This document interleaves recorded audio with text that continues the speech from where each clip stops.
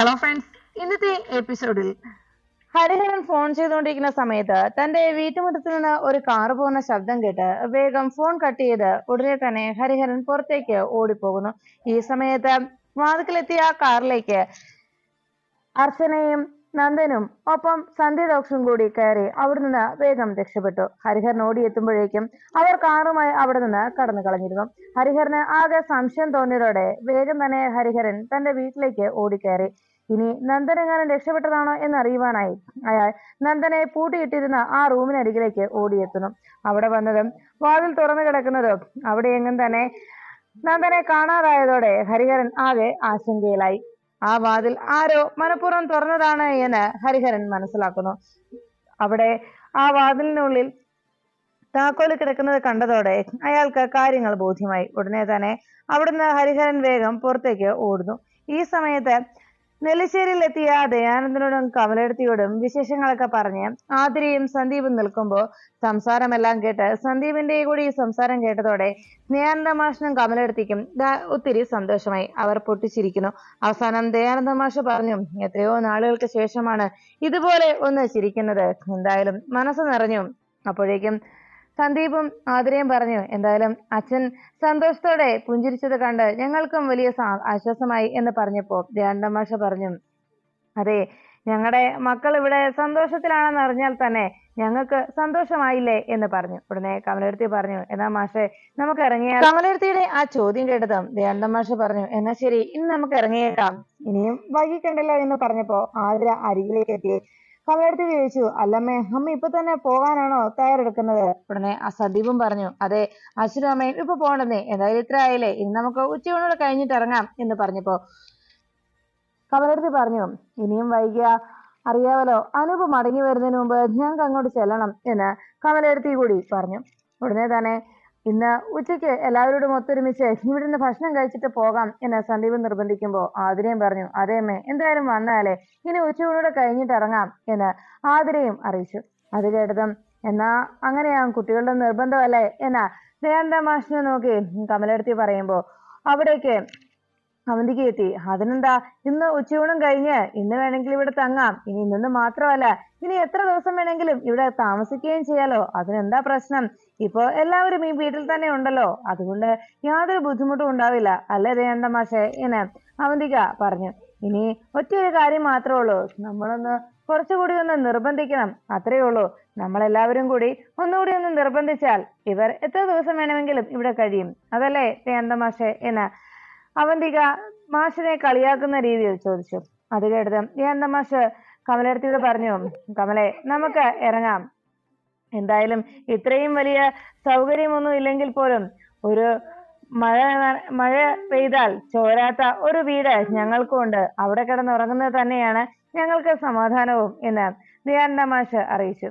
അത് കേട്ട ഉടനെ അവന്തിക മനഃപൂർവ്വം ദയാനന്ദ മാഷിനെ അപമാനിക്കാനുള്ള ശ്രമമാണ് നടത്തിയെന്ന് സന്ദീപിനും ആതിരയ്ക്കും മനസ്സിലായി. ഉടനെ അവന്തിക പറഞ്ഞു, അല്ല മാഷെ, ഞാൻ മാഷിനോട് ദേഷ്യപ്പെട്ടൊന്നും പറഞ്ഞ കാര്യമല്ല, വളരെ സൗമ്യമായി തന്നെയല്ലേ ഞാൻ പറഞ്ഞത്, അതേപ്പോ ഇത്രത്തോളം സെന്റിമെന്റ്സോടെ പറയേണ്ട കാര്യമൊന്നും ഇല്ലല്ലോ മാഷെ എന്ന് അവന്തിക പറയുമ്പോ അത് കേട്ട് അവിടേക്ക് എത്തിയ മീരെടുത്തി പറഞ്ഞു, അതെ, അവന്തിക മുള്ളും മുനയും വെച്ച് പറയുന്നത് കേൾക്കുമ്പോ തന്നെ ഞങ്ങൾക്ക് മനസ്സിലാവും, അവന്തിക പറഞ്ഞത് എന്തുദ്ദേശിച്ചാണെന്ന് ആ സംസാരം കേട്ടപ്പോൾ തന്നെ എനിക്ക് മനസ്സിലായി എന്ന് അവന്തികയോട് മീരെടുത്തി അറിയിച്ചു.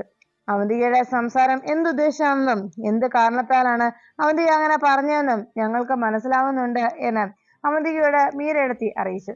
അത് കേട്ട ഉടനെ തന്നെ മീരെടുത്തിയോട് അവന്തിക പറഞ്ഞു, അതെ, ഞാൻ വെറുതെ അങ്ങനെ പറഞ്ഞതേ ഉള്ളൂ, അതിന് പ്രത്യേകിച്ച് കാരണമൊന്നുമില്ല, ഞാൻ വെറുതെ എല്ലാവരോടും സന്തോഷത്തോടെ ഇവിടെ ഇരിക്കാമെന്നോർത്ത് പറഞ്ഞതാണെന്ന് അവന്തിക അറിയിച്ചു. അതിലും ഇങ്ങനെ ഇത്രത്തോളം പ്രശ്നമായിട്ട് ആരും കരുതേണ്ട ആവശ്യമില്ല എന്ന് പറഞ്ഞപ്പോ കമലെടുത്തി പറഞ്ഞു, അതെ, ഓരോരുത്തരുടെ സംസാരം കേൾക്കുമ്പോൾ അറിയാം അവർക്ക് എത്രത്തോളം താല്പര്യമുണ്ടെന്നും അവര് ആഗ്രഹിച്ചു തന്നെയാണോ ഈ പറയുന്നത് എന്നും അപ്പോൾ തന്നെ മനസ്സിലാക്കാൻ കഴിയും എന്ന് അവന്തികയോട് കമലെടുത്തി അറിയിച്ചു. ഇതെല്ലാം കേട്ട് കഴിഞ്ഞതും അവന്തിക പറഞ്ഞു, അതെ, എനിക്ക് പ്രത്യേകിച്ച് യാതൊരു വിരോധം ഉണ്ടായിട്ടൊന്നും അല്ല ഞാൻ ഇങ്ങനെയൊക്കെ പറയുന്നത്, ഞാൻ പറഞ്ഞത് എല്ലാവരുടെയും നന്മയ്ക്ക് വേണ്ടിയാണ് എന്നൊക്കെ അവന്തിക അറിയിച്ചതും ഉടനെ തന്നെ സന്ദീപ് പറഞ്ഞു, എടുത്തി എന്താ ഈ പറയുന്നത്? അപ്പോഴേക്കും ദയാനന്ദ മാഷ് പറഞ്ഞു, കമലെ വാ നമുക്ക് ഇറങ്ങാം. അപ്പോഴേക്കും സന്ദീപ് വിളിച്ചു, അച്ഛാ എന്ന് വിളിച്ചതും സന്ദീപിന്റെ വിളി കേട്ട് ദയാന്തമാഷ പറഞ്ഞു, അതെ, കുറച്ചു മുമ്പ് ഞങ്ങൾ ഇതുപോലെ തന്നെ ഇവിടെ നിന്ന് പോകാനായിട്ട് തയ്യാറായതാണ്. അപ്പോ സച്ചിയാണ് വന്ന് ഞങ്ങളെ തടഞ്ഞു നിർത്തിയത്. സച്ചിയുടെ വാക്കുകൾ കേട്ട് ഞങ്ങള് ഇവിടെ നിന്നതാണ് എന്ന് സന്ദീപിനോട് ദയാനന്ദമാഷ് അറിയിച്ചു. അത് വേണ്ടിയിരുന്നില്ല എന്ന് ഇപ്പോൾ മനസ്സിലായി എന്ന് ദയാനന്ദമാഷ് വിഷമത്തോടെ പറയുമ്പോൾ സന്ദീപ് ചോദിച്ചു, എന്താ ഏട്ടത്തി ഇങ്ങനെ? അപ്പോഴേക്കും അവന്തിക അവിടേക്ക് എത്തിയിട്ട് പറഞ്ഞു, അതെ, ഇവർ തന്നെ പറഞ്ഞില്ലേ, സച്ചി കുറച്ചു മുമ്പ് പറഞ്ഞു എന്ന്. സച്ചി ഇവരോട് ഞാൻ കാര്യം പറഞ്ഞതാണ്. ഇവിടെ അധിക നേരം നിന്ന എന്താ ഉണ്ടാവുന്നതിനെ കുറിച്ച് ഞാൻ അവരോട് പറഞ്ഞു. അപ്പോൾ സച്ചി ഇവിടെ വന്നിട്ട് അവനോട് അവകാശപ്പെട്ട വീടായതെന്നും ഇവിടെ എന്റെ ആഗ്രഹം അങ്ങനെ പറയണ്ട എന്നുമുള്ള രീതിയിൽ സച്ചി സംസാരിച്ചു. അതിവരും കേട്ടതാണല്ലോ എന്ന് പറഞ്ഞപ്പോ കമലടുത്തി പറഞ്ഞു, അതെ, അവന്തികയുടെ മനസ്സിലിരിപ്പ് എന്താണെന്ന് ഞങ്ങൾക്ക് മനസ്സിലാവുന്നുണ്ട്. ഞങ്ങൾ എപ്പോ ഇവിടെ വന്നാലും അപ്പോഴൊക്കെ അവന്തികയ്ക്ക് ഞങ്ങൾ ഇവിടെ വരുന്നത് ഇഷ്ടമല്ലാത്ത രീതിയിലാണല്ലോ സംസാരിക്കുന്നത് എന്ന് ചോദിച്ചു. ഉടനെ തന്നെ അവന്തിക പറഞ്ഞു, അതിപ്പോ എനിക്കിഷ്ടമല്ലാത്ത രീതിയിൽ നല്ല, ഈ വീട്ടിലുള്ളവർക്ക് പ്രശ്നം ഉണ്ടാകണ്ട എന്ന് കരുതിയാണ്. സന്ദീപ്, നീ തന്നെ ആലോചിച്ച് നോക്കിക്കേ, ഇവരെപ്പോഴൊക്കെ ഈ വീട്ടിൽ വന്നാലും അന്നെല്ലാം ഈ വീട്ടിൽ പ്രശ്നം ഉണ്ടാക്കാതെ ഇവർ പോയിട്ടില്ല. അത് ഇവരുടെ ഒരു ശീലമായി മാറിയിരിക്കുന്നു. അത് തന്നെ ഇപ്പൊ തുടരുന്നു എന്ന് മാത്രം. അത് മാത്രമല്ല സന്ദീപേ, നിന്നെയും എന്നെയും, അതായത് നമ്മളെ പരസ്പരം തമ്മിൽ തെറ്റിക്കാനും കൂടിയാണ് ഇവർ ശ്രമിക്കുന്നത്. അത്രേ ഉള്ളൂ എന്ന് അവന്തിക പറഞ്ഞത് കേട്ട് കമലടുത്തി അരികിലേക്ക് വന്നിട്ട് പറഞ്ഞു, അവന്തിക എന്തൊക്കെയാ പറയുന്നത്? നിങ്ങളെ പരസ്പരം തെറ്റിക്കാനായി ഞങ്ങൾ ശ്രമിക്കുന്നോ? അങ്ങനെ ഒരു ശ്രമമൊന്നും ഞങ്ങൾ ഒരിക്കലും ചിന്തിക്കുക പോലും ചെയ്തിട്ടില്ല. പിന്നെ സന്ദീപേ, ഒരു കാര്യം പറയാം, നിങ്ങൾക്ക് എപ്പം ഞങ്ങളെ കാണാൻ തോന്നുന്നുണ്ടോ അപ്പൊക്കെ നിങ്ങൾക്ക് വൃന്ദാവനത്തിലേക്ക് വരാം. അവിടെ ഇതുപോലെ ആരും അപമാനിച്ചോ കുത്തുവാക്കുകൾ പറഞ്ഞോ വേദനിപ്പിച്ച് പറഞ്ഞയക്കില്ല. ആരുടെയും മനസ്സിനെ വേദനിപ്പിക്കുന്ന രീതിയിൽ അവിടെ ആരും പെരുമാറുകയുമില്ല. വാ മാഷെ, നമുക്ക് ഇറങ്ങാം എന്ന് പറഞ്ഞുകൊണ്ട് ദയാനന്ദ മാഷിനെ കമലടുത്തി വിളിക്കുന്നു. ദയാനന്ദ മാഷും കമലടുത്തിയും ആകെ വിഷമത്തോടെ അവിടെ നിന്ന് ഇറങ്ങുമ്പോ ആ കാഴ്ച കണ്ട് അവധിക സന്തോഷിച്ച് നിൽക്കുമ്പോ സന്ദീപും മാധുരിയും ഒപ്പം മീരടുത്തിയും അവര് പോകാതിരിക്കാനായി അവരുടെ പിന്നാലെ നിർബന്ധപൂർവ്വം പോകരുതെന്ന് പറഞ്ഞുകൊണ്ട് പിന്നാലെ ഓടിച്ചെന്നു. ഈ സമയത്ത് അവർ വാതുക്കലേക്ക് ഇറങ്ങുമ്പോഴാണ് സേതുമാധവനും സ്നേഹയും കൂടി മടങ്ങിയെത്തിയത്. സ്നേഹയും സേതുമാധവനും കൂടി വാതുക്കലേക്ക് എത്തിയതും ദയാനന്ദമാഷും കമലടുത്തിയും പോകാനായി ഇറങ്ങി നിൽക്കുന്നത് കണ്ട് സേതുമാധവൻ ചോദിച്ചു, മാഷും കമല എപ്പോഴാ എത്തിയത് എന്ന് ചോദിച്ചു. ഞങ്ങളെ കുറച്ചു നേരമായി എന്ന് പറയാൻ തുടങ്ങിയപ്പോഴേക്കും അവന്തിക അവർക്കിടയിൽ കയറി, ഇവരെ കുറച്ചു നേരം ആഴ്ച ഇവിടെ വന്നിട്ട് ഞാൻ ഇവര് വന്നപ്പോഴേ കാര്യം പറഞ്ഞതാണ് എന്ന് പറഞ്ഞ് അവന്തിക സംസാരിച്ചു തുടങ്ങുമ്പോൾ സച്ചിയും വാതുക്കലേക്ക് എത്തി. അപ്പോഴേക്കും അവന്തിക പറഞ്ഞു, ഞാൻ ഇവരോട് പറഞ്ഞതാണ് അച്ഛന് ഇവർ ഇവിടെ വരുന്നൊന്നും ഇഷ്ടമാവില്ല എന്ന്. പക്ഷേ ഇവർക്ക് അത് മനസ്സിലാകണ്ടേ അച്ഛാ എന്ന് പറഞ്ഞതും ഉടനെ സച്ചി ആകെ ടെൻഷനോട് നിന്നു.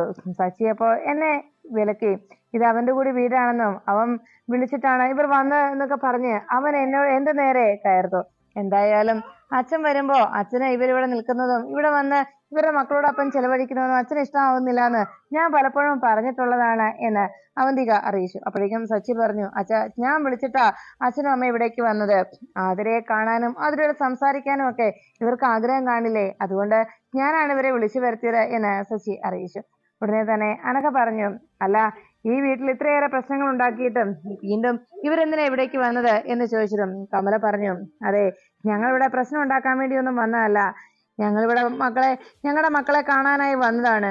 അത് സേതുവേട്ടന് എന്തെങ്കിലും പ്രശ്നം ഉണ്ടാക്കുമെന്നോ ഇവിടെയുള്ളവർക്ക് അത് വേദനയാക്കുമെന്നോ ഒന്നും ഞങ്ങൾ മനസ്സിലാക്കിയിരുന്നില്ല എന്ന് പറഞ്ഞതും അനഘ പറഞ്ഞു, അതെ, നിങ്ങൾ ഇവിടേക്ക് വരുന്നത് ഇവിടെയുള്ള ഞങ്ങൾക്ക് ആർക്കും ഇഷ്ടമുള്ള കാര്യമല്ല. ഇവിടെ ആതിരയ്ക്ക് ഒരു കുഴപ്പവുമില്ല. പിന്നെ നിങ്ങൾ എന്തിനാ ഇങ്ങോട്ട് വന്നത്? ഇനി അഥവാ നിങ്ങൾക്ക് ആതിരയുടെ വിശേഷങ്ങൾ അറിയണം നിർബന്ധമുണ്ടെങ്കിൽ നിങ്ങൾ ആതിരെ വീട്ടിലേക്ക് വിളിച്ചുകൊണ്ട് പൊയ്ക്കോ, അതല്ലേ നല്ലത് എന്ന് പറഞ്ഞപ്പോ കമലടുത്തി പറഞ്ഞു, ഞങ്ങൾക്ക് ഞങ്ങളുടെ മോളെ വൃന്ദാവനത്തിലേക്ക് കൂട്ടിക്കൊണ്ടു പോകുന്നതിൽ യാതൊരു ബുദ്ധിമുട്ടുമില്ല. അത് സേതുവേട്ടൻ അനുവദിക്കുകയാണെങ്കിൽ ഞങ്ങൾ സന്തോഷത്തോടെ മോളെ കൊണ്ടുപോവുകയും ചെയ്യും എന്ന് കമലടുത്തി അറിയിച്ചു. ഉടനെ ദയാനന്ദ മാഷ് പറഞ്ഞു, അതെ, വേണ്ട, നമ്മുടെ മക്കളുടെ കാര്യത്തിൽ നമുക്കുള്ള സ്വാതന്ത്ര്യം അത് മറ്റുള്ളവർക്കും ഉണ്ടെന്നുള്ള കാര്യം മറക്കരുത്. ഈ കുടുംബത്തിലെ അംഗങ്ങളാണ് നമ്മുടെ മക്കൾ ഇപ്പോ എന്ന് ദയാനന്ദ മാഷ് കമലടുത്തിയോട് പറയുമ്പോൾ അവന്തിക പറഞ്ഞു, അച്ഛനെയും നമ്മളെ എല്ലാവരെയും വേദനിപ്പിക്കുകയും നമ്മുടെ എല്ലാവരെയും മനസ്സിന് വേദന ഉണ്ടാക്കുകയും ചെയ്തിട്ടുള്ള കാര്യങ്ങളാണ് ഇവരുടെ ഭാഗത്തുനിന്ന് ഉണ്ടായിട്ടുള്ളത്. അതുകൊണ്ട് അതൊരിക്കലും നമുക്ക് ആർക്കും മറക്കാനും കഴിയില്ല. അതുകൊണ്ട് അച്ഛൻ ഇവിടേക്ക് വരുന്നതിന് മുമ്പ് ഇവരോട് പോകാൻ ഞാൻ അറിയിച്ചതാണ്. വീട്ടിലേക്ക് വന്നു കയറിയപ്പോ ഇവരെ എങ്ങനെയാണ് നിർബന്ധപൂർവ്വം ഇറങ്ങിപ്പോകാൻ ഞാൻ പറയുന്നത്? അങ്ങനെ അപമാനിച്ച് പറഞ്ഞയക്കുന്നത് ശരിയല്ല എന്ന് തോന്നി. അതുകൊണ്ടാണ് തൽക്കാലം ഞാൻ മൗനം പാലിച്ചതെന്ന് പറഞ്ഞപ്പോ ഉടനെ സേതുമാധവൻ പറഞ്ഞു, അവന്തികെ, നിങ്ങൾ എന്താ ഈ പറഞ്ഞു വരുന്നത്?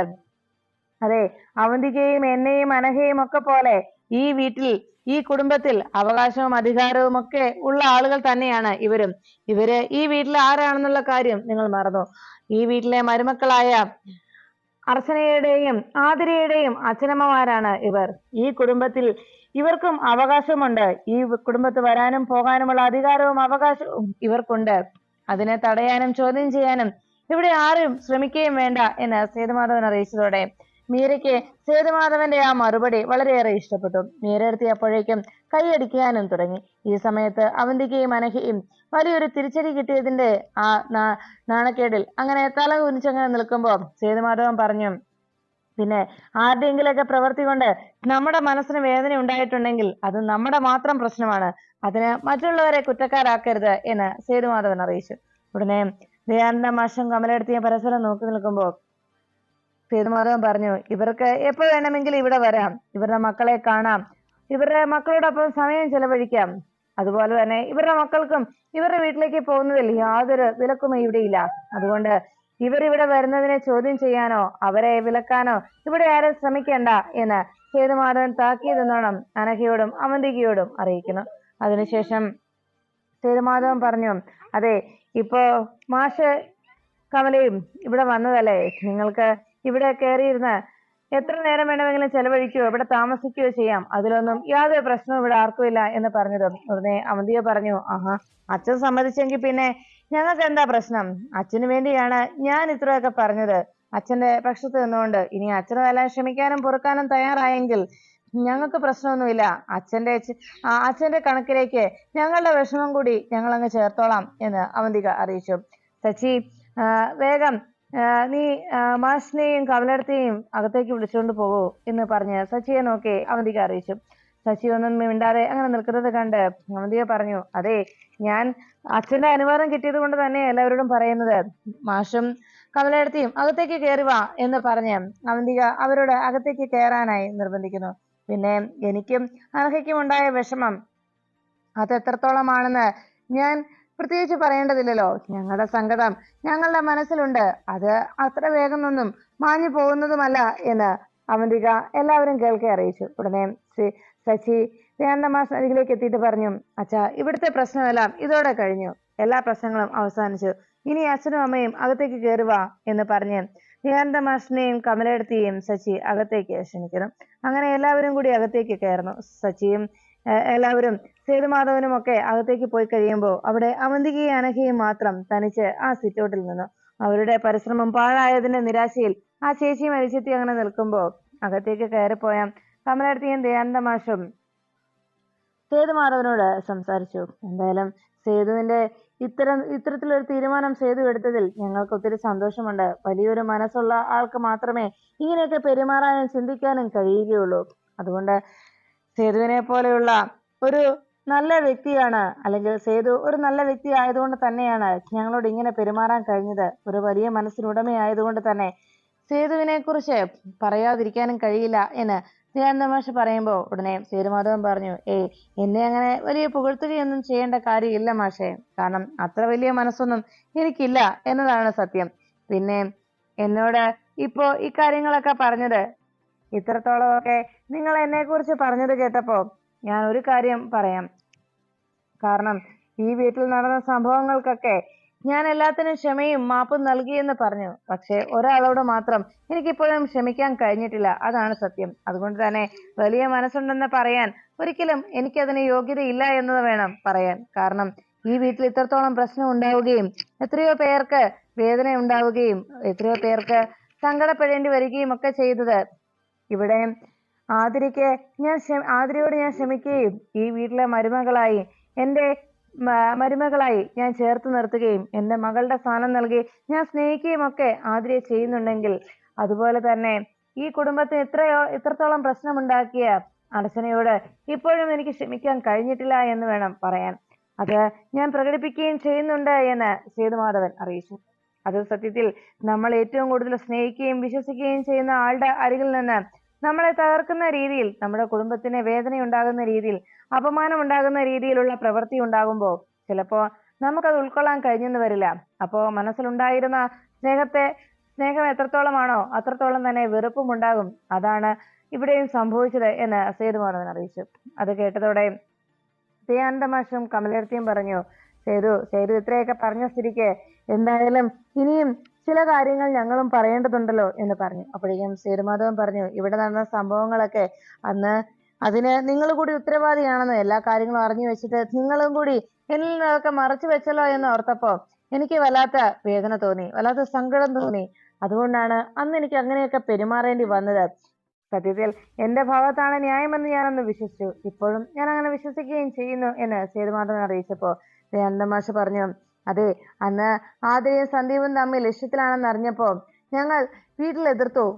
എത്രത്തോളം ഞങ്ങൾക്ക് എതിർക്കാവാൻ കഴിയുമോ അത്രത്തോളം ഞങ്ങൾ മോളെ കാര്യങ്ങൾ പറഞ്ഞ് മനസ്സിലാക്കാനും അവളെ അതിൽ നിന്ന് പിന്തിരിപ്പിക്കാനും ശ്രമിച്ചു. പക്ഷേ അതിന്റെ ഫലമായി പിന്നീട് സംഭവിച്ചത് അവൾ അന്ന് ആത്മഹത്യക്ക് ശ്രമിക്കുകയാണ് ഉണ്ടായത്. അതിനുശേഷം അന്നു മുതൽ പിന്നെ ആ കുടുംബത്ത് സമാധാനം എന്തെന്ന് ഞങ്ങൾ അറിഞ്ഞിട്ടില്ല. പിന്നെ ആ വീട്ടിൽ ആരും തന്നെ സമാധാനത്തോടെ അന്തി ഉറങ്ങിയിട്ടില്ല എന്ന് വേണം പറയാൻ. അതിനുശേഷം പിന്നീട് ഇതൊക്കെ എല്ലാവരും മറന്നുവെന്നാണ് ഞങ്ങൾ കരുതിയത്. അപ്പോഴാണ് ആതിരയ്ക്ക് വേണ്ടി മറ്റൊരു വിവാഹം ആലോചിക്കുകയും അത് ഉറപ്പിക്കുകയും ചെയ്തത്. പിന്നീട് എങ്ങനെയോ ആ വിവാഹവും മുടങ്ങി. അതിനുശേഷം പിന്നെ കാര്യങ്ങളൊക്കെ ഞങ്ങൾ അറിയുന്നത് സേതു അറിഞ്ഞപ്പോൾ തന്നെയാണ് ഞങ്ങളും വിവരങ്ങൾ അറിഞ്ഞത്. അത്രയാണ് അന്ന് സംഭവിച്ചത് എന്നറിയിച്ചതും സേതുമാധവൻ ആതിര അന്ന് അങ്ങനെ ഒരു പ്രവൃത്തി ചെയ്തു എന്ന് കേട്ടതോടെ സേതുമാധവനും ഞെട്ടുന്നു. പിന്നീട് ദയാനന്ദ മാഷ് പറഞ്ഞു, കഴിഞ്ഞുപോയ കാര്യങ്ങളൊക്കെ ഇനിയും പറഞ്ഞിട്ടോ അങ്ങനെ പറയുന്നത് കൊണ്ടോ ഒന്നും യാതൊരു പ്രയോജനമില്ലെന്നറിയാം. എങ്കിലും സേതു എല്ലാം അറിയണമല്ലോ, അതുകൊണ്ടാണ് ഞാൻ ഇക്കാര്യം കൂടി അറിയിച്ചത് എന്ന് സേതുമാധവനോട് ദയാനന്ദ മാഷ് പറഞ്ഞു. എല്ലാം കേട്ട് കഴിഞ്ഞതിന് ശേഷം കമലെടുത്തി പറഞ്ഞു, സേതുവേട്ടാ, സത്യത്തിൽ അന്ന് ഈ വിവരം അറിഞ്ഞപ്പോ സേതുവേട്ടൻ ഇവരുടെ ആ സ്നേഹബന്ധം അറിഞ്ഞാൽ എങ്ങനെ പ്രതികരിക്കും, സേതുവേട്ടൻ ഏത് രീതിയിലാണ് അതിനോട് പ്രതികരിക്കുക എന്നോർത്ത്, അത് സേതുവേട്ടൻ അംഗീകരിക്കുമോ എന്നോർത്ത് എല്ലാം ഞങ്ങൾക്ക് ആശങ്കയുണ്ടായിരുന്നു. അതുകൊണ്ടാണ് അക്കാര്യം സേതുവേട്ടനോട് പറയാതിരുന്നത്. സേതുവേട്ടന് ഇഷ്ടമാകുമോ എന്ന ആശങ്കയായിരുന്നു ഞങ്ങളുടെ മനസ്സിലുണ്ടായിരുന്നത്. അക്കാരണത്താലാണ് ഞങ്ങൾ അക്കാര്യം പറയാതെ മറച്ചു വെച്ചത് എന്ന് കമലെടുത്തി അറിയിച്ചു. പിന്നെ അച്ചുവിന്റെ കാര്യം അത് സേതുവേട്ടന് തന്നെ തീരുമാനിക്കാം. കാരണം ഞങ്ങളുടെ 2 മക്കളും ഈ വീട്ടിലാണ് എന്നുള്ള സമാധാനത്തിലാണ് ഞങ്ങൾ കഴിയുന്നത്. ഞങ്ങൾക്ക് ഞങ്ങളുടെ മക്കളുടെ മേൽ എത്രത്തോളം അധികാരവും അവകാശവും ഉണ്ടോ അതേ അധികാരവും അവകാശവും സേതുവേട്ടനുമുണ്ട് അവർക്ക് മേൽ. അതുകൊണ്ട് സേതുവേട്ടനെ ശിക്ഷിക്കാനും രക്ഷിക്കാനുമുള്ള കടമയും സേതുവേട്ടനുണ്ട്. അതുകൊണ്ട് ഞാൻ ഒരു കാര്യം മാത്രമേ പറയുന്നുള്ളൂ. ഒറ്റ കാര്യങ്ങൾ ഈ സംഭവിച്ചതിനൊക്കെ ഒരു തല്ലുകൊണ്ട് അവസാനിക്കുന്ന ആ തല്ലിന്റെ വേദന കൊണ്ട് എല്ലാം അവസാനിക്കേണ്ട ആ കാര്യം അത് ഈ അവഗണന കൊണ്ടും ഈ കുറ്റപ്പെടുത്തൽ കൊണ്ടും അകറ്റി നിർത്തൽ കൊണ്ടും പിന്നീട് അതിനേക്കാൾ വലിയൊരു തീരാവേദനയാക്കി മാറ്റരുത് എന്ന് മാത്രമേ എനിക്ക് സേതുവേട്ടനോട് പറയാനുള്ളൂ എന്ന് കമലെടുത്തി അറിയിക്കുമ്പോൾ സങ്കടത്തോടെയുള്ള കമലെടുത്തിയുടെ ആ വാക്കുകൾ കേട്ട് ആ നിമിഷം സേതുവിന്റെയും മനസ്സ് അലിയുന്നു. അർച്ചനയോടുള്ള സേതുമാധവന്റെ സമീപനത്തെക്കുറിച്ചും അത് ഒരു തല്ലുകൊണ്ട് ആ ഒരു പ്രശ്നം അവസാനിപ്പിക്കാൻ കഴിയുമായിരുന്നു എന്നുള്ള സത്യാവസ്ഥ സേതുമാധവനെ പറഞ്ഞ് കമലെടുത്തിയെ ബോധ്യപ്പെടുത്തിക്കൊണ്ട് ഇരിക്കുമ്പോൾ അവിടേക്ക് അനൂപ് വന്നെത്തുന്നു. നെല്ലിശ്ശേരിയിലേക്ക് എത്തിയ അനൂപ് വേഗം അകത്തേക്ക് കയറി വരുമ്പോ അവിടെ ദയാനന്ദ മാഷിനെയും കമലെടുത്തിയും കണ്ടതോടെ അതിശയത്തോടെ സേതുമാധവൻ മുന്നിൽ അവരെ കൂടി കണ്ടതോടെ അനൂപ് ഞെട്ടലോടെ നോക്കി. ഉടനെ തന്നെ സേതുവിനെ കണ്ടതും സേതുമാധവനും വേഗം പറഞ്ഞു, അനൂപ് ഇവിടെ ഇരിക്കേ എന്ന് അറിയിച്ചതും ഉടനെ അനൂപ് പറഞ്ഞു, അല്ല, ഞാൻ വന്നത് സച്ചിയെ കാണുവാനാണ്. അത് കേട്ടതോടെ എല്ലാവരും ഇനി എന്തെങ്കിലും പ്രശ്നത്തിനാണോ അല്ലെങ്കിൽ മറ്റെന്തെങ്കിലും കുഴപ്പം ഉണ്ടാക്കാനാണോ അനൂപ് അവിടേക്ക് എത്തിയത് എന്ന ആശങ്കയോടെ സന്ദീപും ആതിരയും ഒപ്പം ദയാനന്ദ മാഷും കമലെടുത്തിയും നോക്കി. സച്ചിയെ കാണാനാണ് അനൂപ് വന്നതെന്ന് കേട്ടതോടെ സച്ചിക്കും ആകെ ടെൻഷനായി. എന്ത് പ്രശ്നമാണ് അല്ലെങ്കിൽ എന്ത് കാരണത്താലാണ് ഇനി അനൂപേട്ടൻ തന്നെ കാണാൻ വന്നത് എന്ന ആശങ്കയോടെ സച്ചി അനൂപിനെ നോക്കുന്നു.